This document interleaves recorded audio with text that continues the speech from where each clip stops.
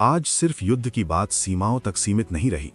दुनिया में चल रहे जियोपॉलिटिक्स के बड़े घटनाक्रम, रूस यूक्रेन की लड़ाई से लेकर इजराइल गाजा संघर्ष तक, और अब ईरान के भीतर जो बड़े स्तर के विरोध प्रदर्शन चल रहे हैं, ये सभी एक दूसरे से जुड़े हैं। ईरान में दिसंबर 2022 के अंत से विरोध प्रदर्शन शुरू हुए, जो मूलतः आर्थिक संकट, हाइपर इन्फ्लेशन और करेंसी कोलैप्स की वजह से फैले, पर कुछ हफ्तों में ये एक व्यापक सामाजिक आंदोलन में बदल गए। इस व्यापक अनरेस्ट के बीच वर्ल्ड पावर पॉलिटिक्स भी दखल दे रही है। अमेरिका ने खुले शब्दों में कहा है कि वो प्रदर्शनकारियों के अधिकारों की रक्षा के लिए हस्तक्षेप कर सकता है, जबकि इजराइल तनाव की स्थिति को गंभीरता से ले रहा है। ईरानी शासन के शीर्ष नेता ने अमेरिका और इजराइल को प्रोटेस्ट्स का बाहरी कारण बताते हुए प्रतिक्रिया की बात तक कही है और धमकी दी है कि अगर अमेरिका ने कोई सैन्य कदम उठाया तो अमेरिकी ठिकानों और इजराइल को निशाना बनाया जाएगा। इजराइल की प्रतिक्रिया फिलहाल शांत और रणनीतिक है।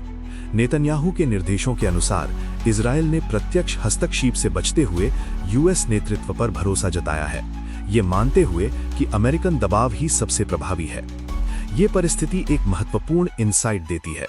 मध्य पूर्व में चल रही लड़ाई अब केवल क्षेत्रीय मुद्दा नहीं रह गई, ये विस्तारित जियोपॉलिटिकल चेस बोर्ड का हिस्सा है, जहां अमेरिका, इजराइल, ईरान और रूस जैसे एक्टर अपनी लॉन्ग टर्म स्ट्रैटेजी बनाए रखने की कोशिश कर रहे हैं। अब सवाल, ये व्यापक जियोपॉलिटिकल टर्मोइल हम जैसे ऑर्डिनरी प्रोफेशनल्स, विशेषकर आईटी सर्विस सेक्टर वर्कर्स को कैसे प्रभावित करेगा?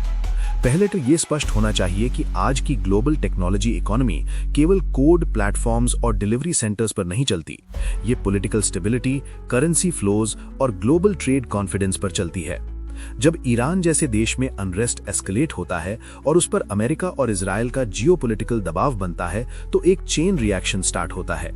Oil and energy prices volatility, supply chain disruptions, investment risk premiums बढ़ना। इन मैक्रो शिफ्ट्स का सबसे पहले असर कैपिटल एलोकेशन पर होता है। कंपनीज संकट की स्थिति में स्पेंडिंग को रोक देती हैं, स्पेशल प्रोजेक्ट्स को फ्रीज कर देती हैं और केवल सर्वाइवल ग्रेड सर्विसेज में ही निवेश जारी रखती हैं। इसका सीधा असर आईटी जॉब्स पर होता है, स्पेशली जहां क्लाइंट डिमांड स्लोइंग डाउन होती है।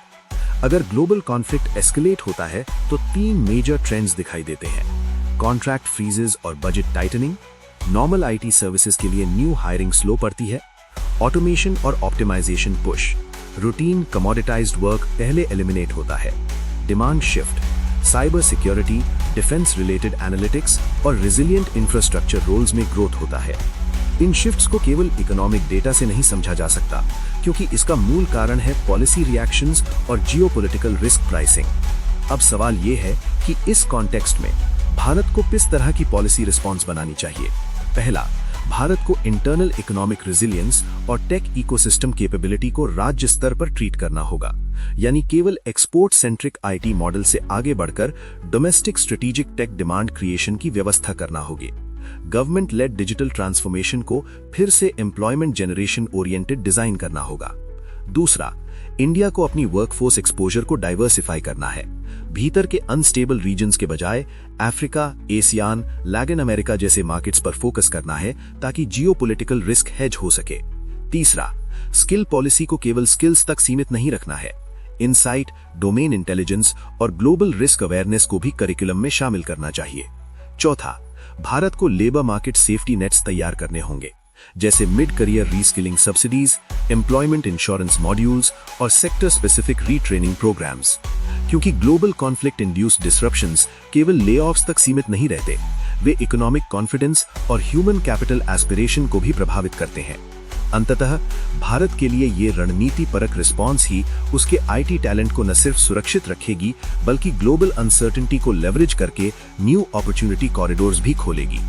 युद्ध जॉब्स खत्म नहीं करता, गलत पॉलिसीज जॉब्स खत्म करती हैं, और भविष्य उन्हीं का होता है जो केओस को नॉन इमोशनल, इंस्टीट्यूशनल और स्ट्रैटेजी ड्रिवन तरीके से हैंडल करते हैं। Thanks for watching. ऐसे ही इंफॉर्मेटिव वीडियोस को देखने के लिए जल्दी से चैनल को सब्सक्राइब कीजिए।